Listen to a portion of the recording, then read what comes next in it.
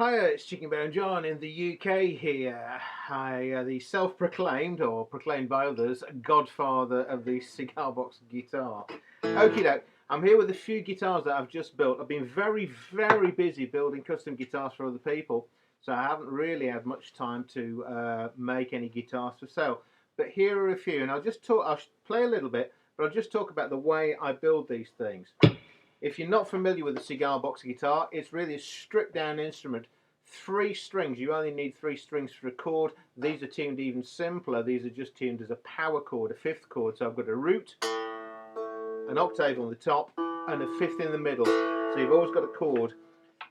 This particular one, it's a very nice little La Aurora cigar box. I think this is from the Dominican Republic.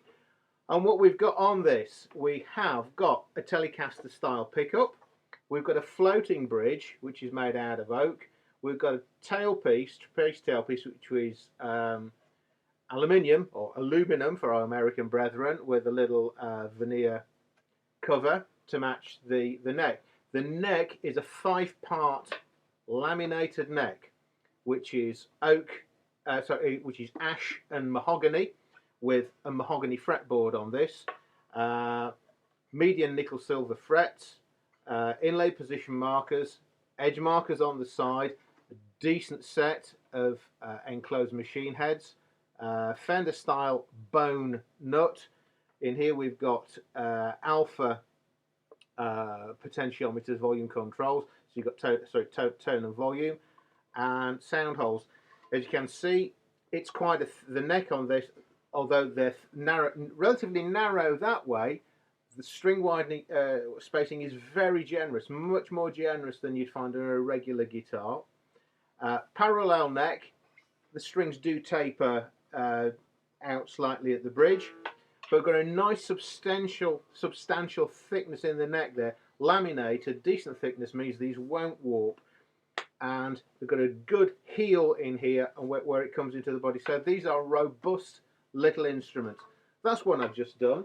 I'll just show you a few others. Similar sort of construction. Here we've got another one on this nice rough sawn Rocky Patel box. This is a same construction with a Fender style headstock with a cutback, 3-part laminated neck, which again is ash and mahogany, and I think it's a tropical hardwood. I think it's known as Queensland walnut. Again with the inlay position markers, edge markers. Again, tele style pickup set further back here, so you're going to treble your sound here. Same setup with your tone and volume controls and these nickel plated corner protectors. And here's another one, slightly larger box here. Another La Aurora, all done in black this time, with black precision style pickup, black stove enamelled aluminium tailpiece, real ebony bridge. Got the sort of Fender jazz style bass control knobs, and black machine heads.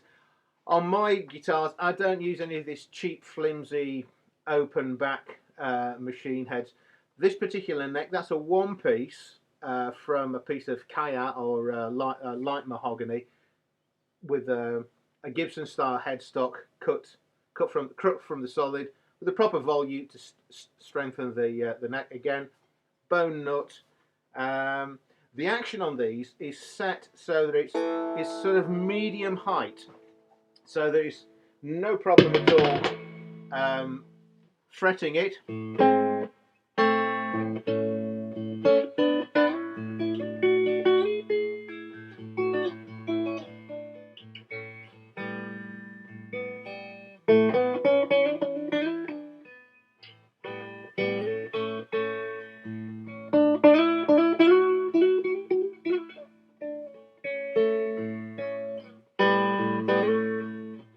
Not just for blues, these things, because they're tuned like a Appalachian mountain dulcimer. They're very good for that sort of folky style, and you'll find little chords, just 2-finger chords here.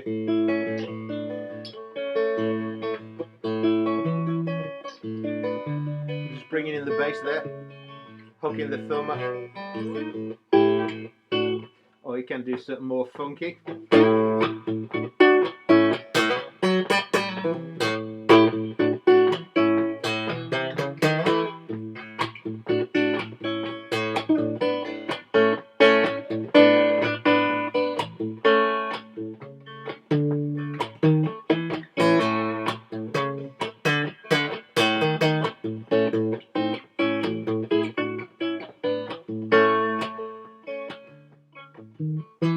You can get all sorts of little bass things going because it's a nice narrow neck, and I'm hooking over with my thumb. If anybody knows anything about Turkish saz playing, they often use their thumb to form chord shapes. This one's on a full 25.5-inch Fender scale. As I say, they're not only for blues, you can do all sorts of stuff, but it's similar to playing in an open D, and here we go.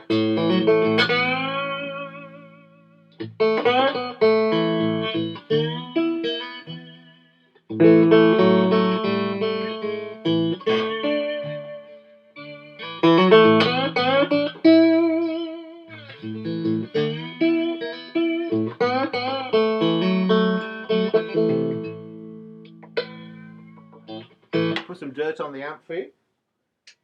This is no effects or anything. It might sound a little bit phased, but I think it's just the microphone on my computer, because this is straight into the computer, nothing fancy. No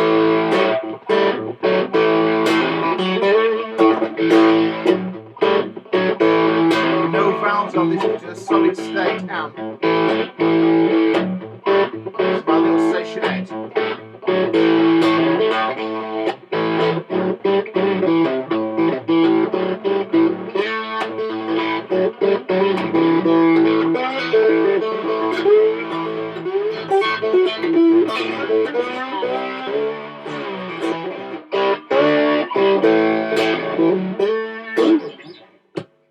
I'll show you one of the this is the one with the telly style pickup.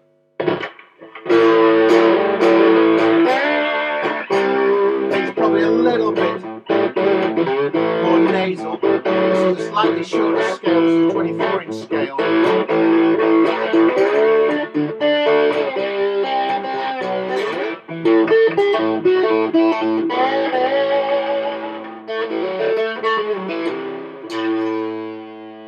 Take the dirt off of that, and you can have it as sweet as you like.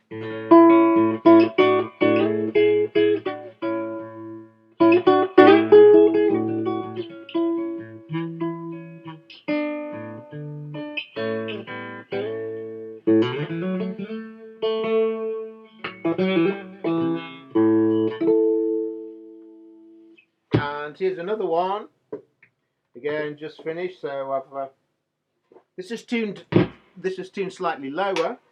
I've just put a set of heavier strings. You can tune these how you like. A lot of slide players, and I used to like putting them like the top 3 of a note and G tuning, which would be G, B, D. This one's tuned lower. As you can see, it's got a Route 66 aluminium souvenir license plate. Telecaster style or Strat style bridge saddles on an aluminium base plate. Precision pickup. Tone and volume here on the top. Corner protectors. This again is a one-piece light mahogany neck with a setback on it, and a sort of Fenderish style headstock with the Route 66 badge in there. As I say, we've got these decent, whoa, where are we going? Sealed tuners. See, the necks are dropped in here a long way, so these are robust little guitars. These are not just hanging on the wall. They're not a novelty item.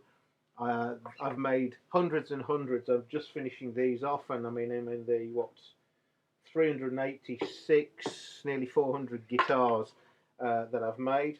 It's just this one I think is quite ballsy, quite pokey pickup, and the heaviest strings.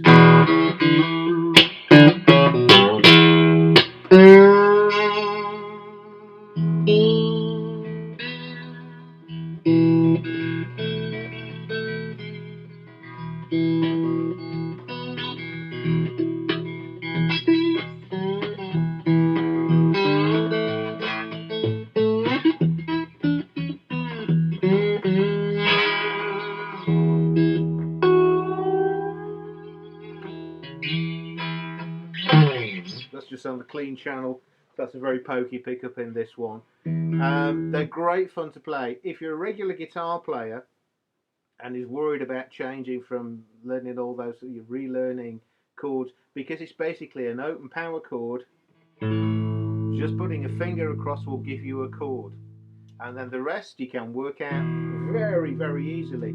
Little bass runs here. I'm just playing on the middle string, letting the top and the bottom drone through, and just working on the middle string on the 2nd and 3rd fret. Just one going down to the bottom string there.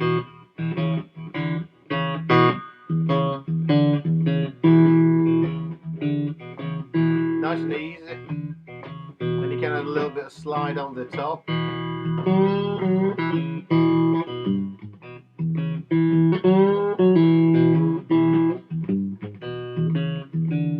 So the bass pattern there, I'm just doing on the 3rd and the 4th on the bass, 2nd and 3rd in the middle, just like you do a regular walking bass.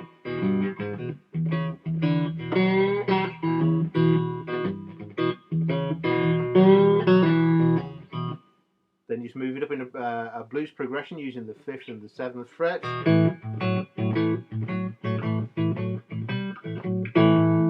Just a bar and one finger on the 2nd and the 3rd frets if you want to do the stretch. If you can't be bothered, you just go 2 frets over.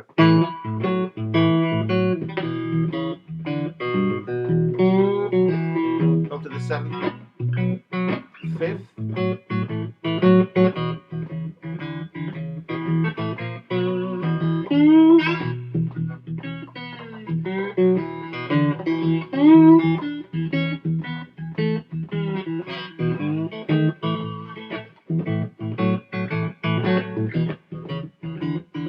Just using that middle string there.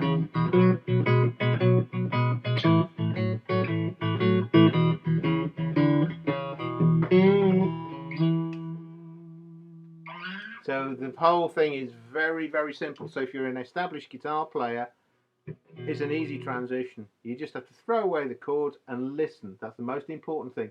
If you've never played guitar before, never played a musical instrument, the great thing about this is because they're tuned in a chord, you've always got that harmony. And it's not a cheats way of doing it. A lot of purists might think so, but if you look back at the history of string musical instruments, it was very, very common to tune in a chord. It just makes sense. So many instruments are tuned that way, like the G banjo, 5-string banjo, things like the Turkish saz, and a lot of Middle Eastern and Eastern instruments are tuned to an open chord. So you've already got your basic melody there.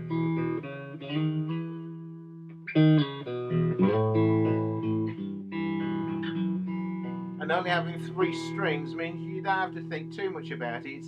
It's fairly painless, experimenting and just finding where the sweet notes are. Here we go. And because I've now got the same note on the top and the bottom, I'm now going to get harmony if I use the same fret.